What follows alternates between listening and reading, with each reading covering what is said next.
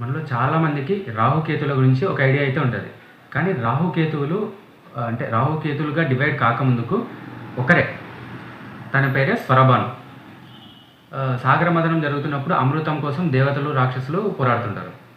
అప్పుడు ఏం జరుగుతుందంటే ఈ స్వరభాను అనే వ్యక్తి రాక్షసులు కానీ దేవతల సైడ్ కూర్చొని అమృతం తాగాలని చెప్పి ట్రై చేస్తాడు. అది గమనించినటువంటి సూర్యచంద్రులు వెంటనే విష్ణుమూర్తికి ఒక సైగ చేస్తారు. రాక్షసులు అమృతపానం తీసుకోవడం కరెక్ట్ కాదని విష్ణుమూర్తి భావించి తన సుదర్శన చక్రాన్ని వదులుతాడు. వదిలిన వెంటనే ఆ స్వరభాను అప్పటికే రాహు తాగుతుంటాడు అనమాట. ఇట్లా గొంతు వరకు వెళ్తుంది. సుదర్శన చక్రం ఆ తలని మొండెంని వేరు చేసేస్తుంది. అక్కడ వేరుతో తల రాహుగా మొండెం కేతువుగా ఉండిపోతారు. అందుకే రాహుకి ఏదైనా కానీ అంటే కింద బాడీ ఉండదు కాబట్టి ఇంకా కావాలి అని ఫీల్ అవుతుంటాడు. కానీ కేతువు తల ఉండదు కదా. అంటే కొద్దిగా ఎలా ఉంటాడంటే ఏదైనా డెప్త్గా అంటే ఇప్పుడు మనం పట్టుకొని ఇట్లా చూస్తే తప్ప మనకు అర్థం కాదు కదా. అలా కేతు ఉంటాడు అనమాట. సో రాహుకేతులు డివైడ్ కాకముందుకు స్వరభాను, డివైడ్ అయిన తర్వాత రాహుకేతులుగా మారుతారు. ఒకసారి స్వామి వివేకానంద గారిని ఒక బ్రిటిషర్ అడుగుతాడు, ఎందుకు మీరు ఈ కాషాయ వస్త్రాలు వేసుకొని అంటే మీ గెటప్ ఎందుకు ఇలా ఉంది, మాలాగానే బాగా కోట్ కుట్టించుకొని ఒక జెంటిల్మెన్గా ఉండొచ్చు కదా అని అడుగుతాడు. దానికి స్వామి వివేకానంద గారు మాట్లాడుతూ, మీ దేశంలో మీ టైలర్ మిమ్మల్ని జెంటిల్మెన్ చేస్తాడేమో కానీ మా దేశంలో మా క్యారెక్టర్ మమ్మల్ని జెంటిల్మెన్ చేస్తుంది అని చెప్తాడు. సో అదే ఈ డబ్బు హోదా ఇవన్నీ కాకుండా క్యారెక్టర్ ఇంపార్టెంట్ అనమాట. అందుకే never lose your original character. అదే మిమ్మల్ని జెంటిల్మెన్గా నిలుపుతుంది.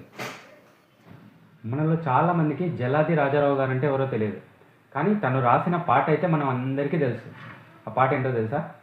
పుణ్యభూమి నా దేశం అని మేజర్ చంద్రకాంత్లో ఉంటుంది. అందులో కొన్ని లిరిక్స్ మాట్లాడుకుందాం మనం ఇప్పుడు.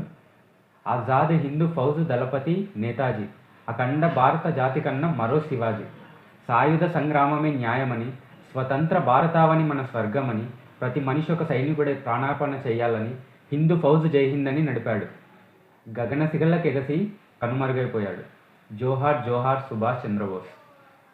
ఈ పాట అంటే మన జనరేషనే కాకుండా మన ప్రతి ఒక్కరికి తెలుసు. కానీ ఈ పాటను రాసిన వ్యక్తి పేరు మనకు తెలియదు. ఆయన పేరే జలాది రాజారావు గారు. స్పిరిచువల్ పాత్ అనేది ఎలా ఉంటుందంటే మనకిప్పుడు గీతలో శ్రీకృష్ణుడు ఒక మాట చెప్తాడు, దుఃఖములు కలిగినప్పుడు దిగులు చెందనివాడు, సుఖములు కలిగినప్పుడు స్పృహ లేనివాడు స్థితప్రజ్ఞుడు అని చెప్తారు. దాని గురించి తెలుసు కదా. మనం ఒక ఎగ్జాంపుల్ వీడియో అయితే మాట్లాడుకుందాం. స్వామి వివేకానందకి తను ఏ రోజు చనిపోతాడో తనకు ముందే తెలుసు. తన ఆశ్రమంలో ఉన్నప్పుడు కూడా క్యాలెండర్ తెప్పించుకొని ఒక డేట్ని మార్క్ చేసి పెట్టాడు. అంటే ఇప్పుడు ఎవరినో ఒక వ్యక్తి ముందే చనిపోతాడంటే తనకున్న కోరికలు కానీ ఏదైతే ఉన్నాయో వాటి కోసం వెళ్ళాలనుకుంటాడు. ఫర్ ఎగ్జాంపుల్ ఎక్కడికైనా వెళ్ళాలనుకున్నాడు, ఆ ప్లేసెస్ కానీ ఏదని. కానీ స్పిరిచువల్ పాత్ ఎలా ఉంటుందంటే తను మెడిటేషన్లోకి వెళ్ళేసి ఒక రూమ్లో అలాగే కూర్చుండిపోయాడు అనమాట. చాలా ఆశ్చర్యం వేసింది. అంటే ఇప్పుడు శ్రీకృష్ణుడు చెప్పిన విధంగా స్థితప్రజ్ఞుడు అంటే ఎగ్జాంపుల్ నాకు ఇదే అనిపించింది అనమాట, ది బెస్ట్గా.